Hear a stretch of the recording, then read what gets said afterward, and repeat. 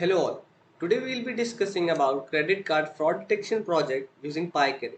That is, with the help of credit card and transaction details, we'll find out which one is a fraud transaction. This whole problem was uploaded by a company as a competition in Kaggle few years back. I have taken the dataset and the other details from there. You can also check it out. Now moving on, what is the motivation behind this project? What is the need for this project? It is important that the credit card companies are able to recognize fraudulent credit card transactions so that the customers are not charged for items that they did not purchase. It is a very important concept and a very important problem. What happens is there are various fraud transactions you might have come across which either you have not done or have done by a third party. It becomes very important to identify these transactions and find a way to stop them. Now, but what is a credit card fraud transaction? A fraudulent card transaction is an unauthorized transaction that is carried out with your credit card. The thief either physically steals your credit card or steals your card information. We are pushing on credit card skimming and uses it to make payments or withdraw cash. You might have heard about this in your family members or various other things in your neighborhood that a person has done a fraud transaction. So this is a very big problem and this needs to be identified, and this is a very common problem across our society. Various hackers or different scammers are there which do credit card fraud transactions. But how exactly will we do that? There is a method named anomaly detection, or also known as outlier analysis. Now, what is anomaly? Anomaly means something that deviates from normal, which basically is the meaning of an outlier. These algorithms do the same. Anomaly detection is a step in data mining that identifies data points, events, or observations that deviate from a dataset's normal behavior, which means in case of a problem, the fraud transactions will definitely have some behavior which will be deviated from the normal. So our work will be to identify these transactions. There are different methods. There are some methods like Z-score, interquartile range. These are the methods to find out the outliers. But these can be very tedious when we are doing them in a large data set and will take a lot of time and will not be that accurate. So in order to have the best accuracy and precision, there are certain libraries in the machine learning like isolation forest, one class SVM, local outlier factor. I'll be explaining you these libraries when we proceed further to these sections. But our main aim is to solve this problem with the help of auto machine learning techniques. How do we do that? How can we automate all these things in with one single line of code? Let's talk about auto machine learning, automated machine learning to be precise. That is our main concern, of course. AutoML helps you to perform all the model building part which we will be doing in the previous section and replace it efficiently with few lines of code. The auto machine learning library we will be using in this project is Pycaret. Pycaret is an open source low code machine learning library in Python that allows you to go from preparing to data to deploying your model within minutes in your choice of your notebook environment. I'll be explaining you the concepts, the various methods in the upcoming sections. Now, there are certain advantages. Why should we use Pycaret? One of the advantages is that it increases productivity, it's easy to use, and it's business ready. You'll find out how it's easy to use and how it is business ready. It's business ready because it provides us the opportunity to deploy model in any instance. Take it Azure, take it AWS. It is very easy to deploy these models and it is very user friendly and it's very easy to use, and it has a very good model explaining characteristics. So what will be the timeline of the project? First, we'll do the different data analysis on our project. We'll understand how the data is distributed, how it is correlated. Then we'll build the model using the machine learning techniques which I showed you earlier. Then we'll finally come to the auto machine learning part and we'll see how we can do all of these things with the help of automated machine learning. In the end of this video, you'll be able to do all these and implement on your own. So let's begin. Hello all. So let's proceed to our project credit card fraud detection using Pycaret. As you can see, these are the different literatures which I have taken from the Kaggle notebook. It tells us the context which I have shown you earlier, that why there was a need for this project. Now in the content they have told us that this data it only contains numerical input variables which are result of PCA transformation. What is PCA? PCA stands for Principal Component Analysis. This is basically a process of dimensionality reduction process which data scientists usually use for a better output for their model. Now, this is a process of computing the principal components and using them to perform a change of basis on the data. They have done this because of the different confidentiality issues. Of course, they cannot provide their data, the user data directly to us. Now, in this data, there are different features V1 to V28, which are the different components, of course. Then there are different time, amount, and class variable. Time is the time of transaction, amount is the different amount of that transaction, and class is basically a dependent variable. If it's 1, it means that it is a fraud case. If it's 0, then it is a normal case. Now, let's proceed with the task we'll be performing. Data analysis, feature engineering, model building using ML techniques, model building and prediction using Pycaret, that is the automated machine learning. Now the libraries. These are the libraries: Pandas, NumPy, Matplotlib, Seaborn, sklearn, SkyPy, sklearn.metrics. I have implemented this. These will be used in the data analysis. Metrics part is used for the evaluation of a project, of the models to be precise.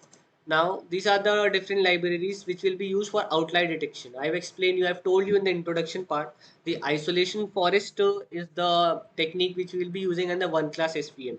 I'll be explaining these in the further sections. Now let's read our data set. Now what happens is, in this data set, this is a Google Drive environment, so there's a certain procedure. What you have to do, you have to write from google.colab import drive. Then you have to write this command. When you'll execute this, I have already mounted my drive, so it is giving that drive already mounted. When you'll execute this, it will give you a certain link. You have to click there and select your account. It will give you a path. You have to paste it here. It will give you a box. Then your drive will be mounted. When your drive will be mounted, it will be shown here. As you can see, it is here. Now what you have to do is select your path. You have to copy this path. Then you will paste it here like this. Then you'll execute it. If you want any of the file, you just have to upload it in your Google Drive, then mount your drive, then select your path and paste it and write pd.read csv. Then it will automatically read your data. This is the data set v1, v2 to v28, the time, and the amount and the class. The amount and the class is the basically dependent variable. So this is how you read your data, and this is a basic summary of our data. We'll proceed in the different next sections with the data analysis part. Hello all. So now let's proceed to our data analysis part. Now first thing I'll be doing is I'll be seeing what is my shape of the data set. As you can see, these are the number of rows and these are the number of columns. The number of rows and columns is very large. This means that this is a very large data set. After this, we'll see if there are any null values. There are no null values in our data set, as it is a result of PCA analysis, so there will be no null values, of course. Now let's check the distribution of normal and fraud cases in our data set. For this, I will be using a command pd.valueCounts. As you can see, what this will do, this will give me the count of the different variables in the different categories present. I'll be using the class variable, which means the 0 and the 1. I'll be plotting a bar plot. I'll be using the different names. Now, as you can see, this gave me a beautiful chart which shows me the normal and fraud cases. Now here the xtixt command is used to map my values, because earlier if I undo this, it will give me a graph of something like this. As you can see, this is 0 and this is 1. So I don't have any understanding. For a new user, I want to make it as much as understandable as I can. So I'll use the xtext command. I'll give the labels part in which I have defined the normal and fraud. This will basically map my 0 for normal and 1 for fraud. When I'll execute this, it will give me a chart which says the normal is for this and fraud. After seeing the graph, we see that above 2,50,000 transactions are the normal transactions and very less are the fraud transactions. Now let's see in number. What is the shape? I have defined the for class 1 it is the fraud people, and if the class is 0 it is the normal people. Now after seeing the shape, the fraud people shape is 492 and the normal people shape is very large, above 2,84,000. So as we can see from this information, our data set is pretty imbalanced. Imbalanced data set can sometimes cause a problem while model building, as the model gets confused or gets shifted toward the most abundant part. Now we'll be using the automated machine learning and see how our models will perform in the imbalanced data set. Now the another thing we can do is we can describe the amount, that what amount are used in the fraud transaction and in the normal transaction. In the fraud transactions, you can see this gives me the count that there are 492 transactions and the mean is 122 and the maximum amount is 2125. This is quite low, as this can be an indication of a fraud transaction. As you can see in the normal transaction, the maximum amount is above 25,000. So there is a huge difference between these two, which shows us the difference or which helps us in categorizing the fraud and the normal transaction. Now these are the numerical variables, right? So let's visualize it. Let's visualize and see how it will look. Okay, sorry. Okay, it will be, as you can see, this is our graph. What I did is I plotted a histogram. First, I used the data from the fraud people amount, and then I used the data from the normal people amount. And I used the scale as the log scale. So the data distributed in the y scale is logarithmic. It will help me in visualization. Now I used the command sherix. If I do this as false, what it will do is it gets overlapped. So the sherix command is used to make sure that our graph do not overlap. See, now it's not overlapping. So the x is my amount and this is the number of transactions. It is on the 10 to the power part, as it's a quite high number, and this is are the 0 to 200. These are quite low. Now let's plot a correlation map, basically a heat map. Correlation GF dot correlation is something that it will give me a chart which will show me the correlation of different features. Then I'll convert it into a heat map and visualize it. Now as you can see, we have a very beautiful map which shows us the different color ranges, that how these variables are correlated. Now as it's a pretty imbalanced data set, it is very low. It is quite low, minimum bearing to 0, bearing to point 0.2. As you can see, they are quite less correlated, and you can use this heat map in a different way. And I use this anet command. If I'll do this false, if I'll just change it to false, what I'll do,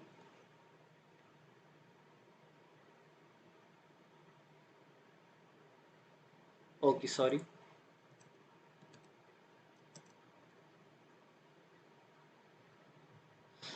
as you can see the text is gone. So the anet command makes sure that it overlaps the text, or it adds the text which is present in our dataset to our heat map.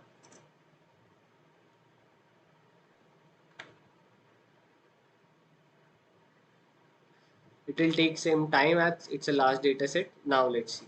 This is a perfect heat map. You can explore the heat map more and try new different things. Now let's convert our features into a dependent and independent variables. As the features are a result of PCA transformation, there is not much to do in the data analysis part. So let's proceed to model building part and the splitting our data. Now what I did here, I used a list called columns, and I took all the columns from a data set and converted into a list. Now what I am doing, I am making my independent variables. What I am doing is I'll use variable for variable in columns if we're not in class. So what this will do is this will take all the variables from time to amount excluding the class. These will be my independent variables, and I'll be making a variable target which stores the value class, and I'll be storing it in a data frame. Then see the shape. X shape is the all the different features with 30 columns excluding my output variable, that is the class, and this is my class variable. If I'll see it in a data frame, it will be like this. This is my whole independent features and this is my dependent features. So this was the part of our data analysis part, then the next section will be doing the model building. Hello all. So let us start our model building procedure. For this procedure, we'll first split our data into different sizes. That is, they will take the test size at 30% and the train size at the 70%. They'll be split it into X train, X test, Y train, Y test. Why did we do this? So this will help us in validating our data, checking the accuracy. Now, as we see that I told you that I'll be using isolation forest and one class SVM as our models for the anomaly detection. So let's talk about isolation forest first. Let us discuss on how isolation forest algorithm works. This algorithm is completely unique of random forest algorithm. So if you know random forest, you will not have much difficulty in understanding how this basically works. Now let's see how isolation algorithm works. So there's a brief introduction that one of the newest techniques to detect anomalies is called isolation forest, and this method is highly useful and is fundamentally different from all existing methods. How isolation forest works: the isolation forest algorithm isolates observation by randomly selecting a feature, then randomly selecting a split value between maximum and minimum values of the selected feature. The logic argument goes, isolating anomaly observation is easier because only a few conditions are needed to separate those cases from normal observations. On the other hand, isolation normal observations require more conditions. So what this means is that, as we see, what is random forest use decision trees. So what it does is the random forest create many different decision trees, then it helps split. Now what happens in isolation forest, as we know, everybody is familiar with working of decision trees, right? So it creates number of trees, and now what happens is this split is assigned a value up to the split. The isolation forest, what it does, it assigns a value to every split. Let's say score, let's consider a variable score, so that the value of that split uh, is in that variable score.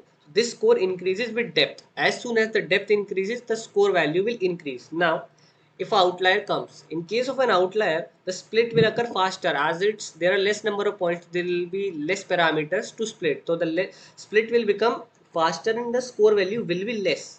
Then the normal value, as it has less points, hence less value. Based on this score, it will select what is the outlier, because these outliers are very rare. As it's written, the logic argument goes, isolating anomaly observation easier because only a few conditions are needed to separate those cases from the normal observations. The way the algorithm constructs the separation is first by creating isolation trees or random decision trees as discussed. Then the score is calculated as the path length to isolate the observation, which means that if the score is less, the algorithm will automatically know that this is an outlier and it will separate it. And when then in case of the normal points, the score will be more as the depth will be more because there will be many number of points. So this is how the isolation forest work. It completely runs on decision trees, same as the random forest algorithm. The only difference is that it uses it assigns some value, let's say score, for every split. This is how our outlier is detected. Now, so let's implement it. What I have done is I have imported the earlier when we imported the different libraries, I have imported it from there. Then now I'll fitting it, I'm assigning it. What I did, these parameters I have literally taken from the net. I've seen that which parameters are the best. You can also have a documentation of isolation forest. It will show you, okay, what are the best parameters. See, these are the different parameters. It will tell you what things we should use, what things when we have to use. You can have a look and proceed. Now I'll fit my data. I'll fit my data to X train and Y train data. What this will do, this will fit my the X train, that is the independent variables, and the Y train the dependent variables. As we see, my model is fitted with these number of parameters. Now let's predict our results. It will take it will take some time as it's a large data set. So now as we see, more predictions are now. This one problem that the predictions are in the form of -1 and 1, which means that -1 will belongs to a one category, that is it is a outlier. It assigns to -1 that it is a outlier. So what we'll do, we'll map these values to 0 1 as a test output is in the 0 1 format. What we'll do is y predict equals to 1 assigns 0, if it's -1 assigns 1. Now of the results are in the form of 0 and 1. Now we'll see how good a model is performed. We'll see a accuracy score.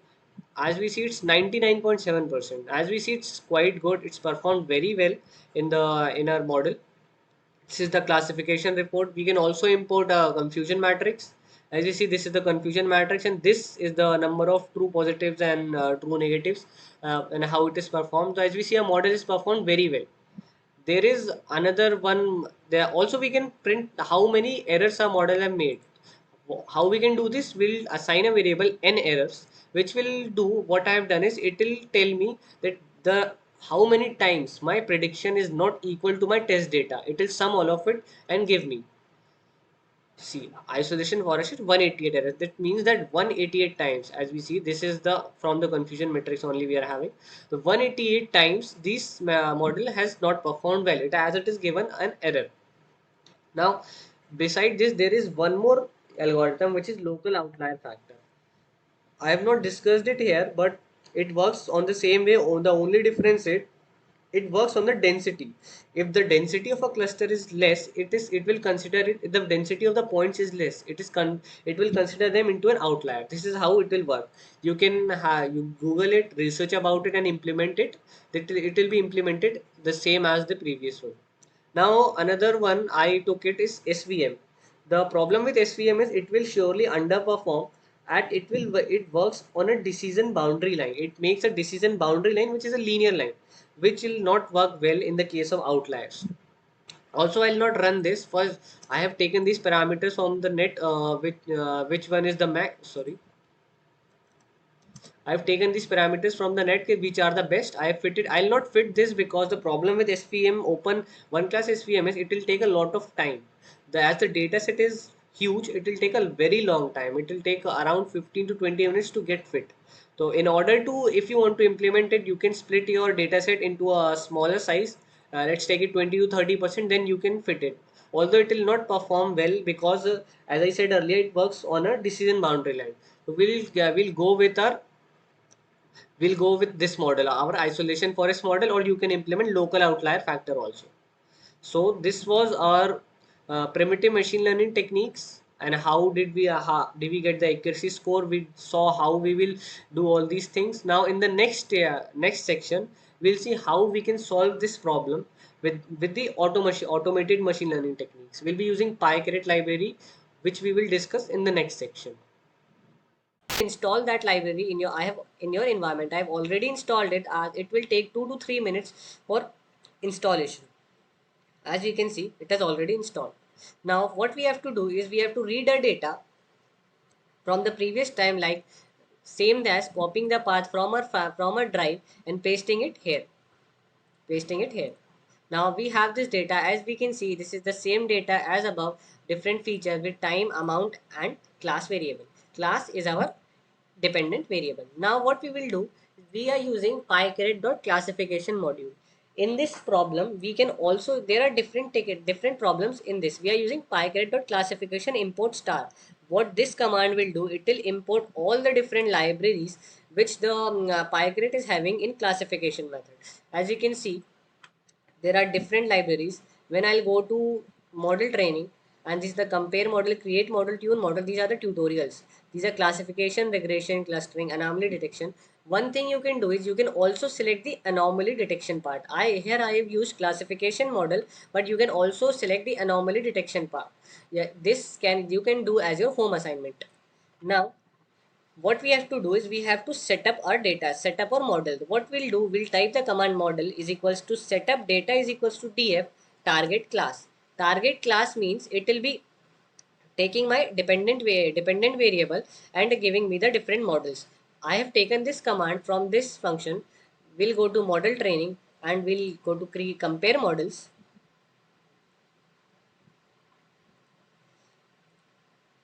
As you can see, there is a command importing modules and initializing setup. We'll import from Pycaret.classification import star. We'll set up the data and we'll provide a target variable as we have done here. There will be a pop-up window. We have to type y, that means yes. then it is basically for confirmation, as it give us, it is asking us that the values which it has chosen, that is the numeric values, they were right or wrong. Now as we see, it has given all the details like the session id, target is class, the target type is binary, label encoded, original data size, missing values false, and all other features. Where there is true, it means that it has performed that action. Now PC has already performed, so it has done it as false. Now these are the different parameters. Now we can do compare models. I am not executing it here right now, as it will give me, it will take a very huge amount of time. It will take around 15 to 20 minutes to compare all the models, as this is a very large data set and this command can be found from here. Best is equals to compare models. What this will do, this will give me a list of models along with the scores, and I can choose it from there which models gives the best. From this I got the model RF as my RF as my model. So I am taking here is I am creating the model RF for this problem. Now as we see, we can go to the create model part in this Pycaret website, and we'll be seeing different types of ID. Different model names have different ID. As we have chosen the random forest, it has RF as its ID. If we'll be choosing decision tree classifier, it will be written as DT. Now what I'll do, I'll create the random forest model. I have already run this because this will take around 10 to 12 minutes to get run. So in order to save time for you, I have already run this. You just have to simply type this command and it will create the model for you. Now as we see, it is provided with 10 folds, which means that it has run 10 times over different data in our test data, and it has given us the mean as standard deviation. Our mean score is 99.5 and as a kappa score is 85.5. As we see, we have a very good kappa score, which is often seen in an imbalanced data set. In an imbalanced data set, we often see the kappa score instead of seeing the accuracy, because it tells us best how the model is performed. Now, after selecting the RF model, we can see what all parameters have been selected. As we see, it is given random forest classifier, bootstrap true, alpha value 0, class weight none, criterion Guinea, and different other model. But we see that we can also hyper tune this model. How we can do this? We'll go to this part again. We'll see model training and we'll see tune model. This is the tune model, and it will give us how we can tune our model. It will tell us the tutorial that how we can tune our models with the help of different methods. You can see first we have selected the data. When we have created model, then we can tune the model in order to get the highest accuracy. Now it shows me that tune hyperparameters with increased n iterator. We can select our iterators, we can select the optimization curve. This happens if our employer wants us to specifically create a model based on a certain optimizer. For example, let's see if our employer has said that you have to create a model based on AUC optimizer. Though you can just optimize it based on EOC. The model which will be having the largest AUC score, highest AUC score, will be the first in your priority. Now moving on, we can hyper tune. I'm not tuning it here again, as it will take time. You can just simply do this or follow this command and tune it. It will take around 10 to 12 minutes again to tune this model, as it's a very large data set. In order to reduce the time, you can either cut short your data set into pieces for checking out how the model works, or you can wait for 10 to 12 minutes to get the model tuned. Now we have completely fitted our model. It's time to predict our data set. This is the I used the predict model. I passed out my model name and I gave the data X test, the data which I use. Now I am printing out the different results. As you can see, it has given me the different results. These are the data numbers. It has randomly selected the data, as it has 85,443 rows, which is the 30% of the total data, which is the test data I selected. Now this, as you can see, this is the label. This is the new column which has been added, which shows me if one, that means it is an outlier, and it's 0, then it means it is not an outlier. One, basically in this data set, 1 means that yes, this is a fraud transaction, and 0 means it is not a fraud transaction. And beside this, it is a score means 1 means it is accurately, correctly predicted it, and compared, after comparing it with the test data, it has showed me that the score, yes, the score is right and the model is correctly predicted the output.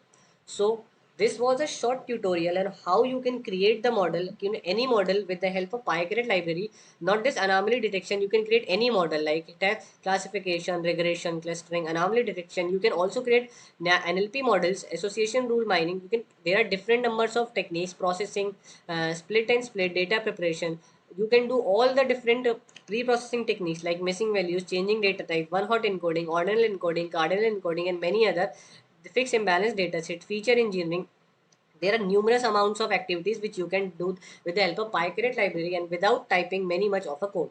In our Pycaret library is widely used by many different data scientists and other people in order to ease their work, and this can be very helpful. So this was a little tutorial on how you can create your models using the Pycaret library and also using the primitive machine learning techniques.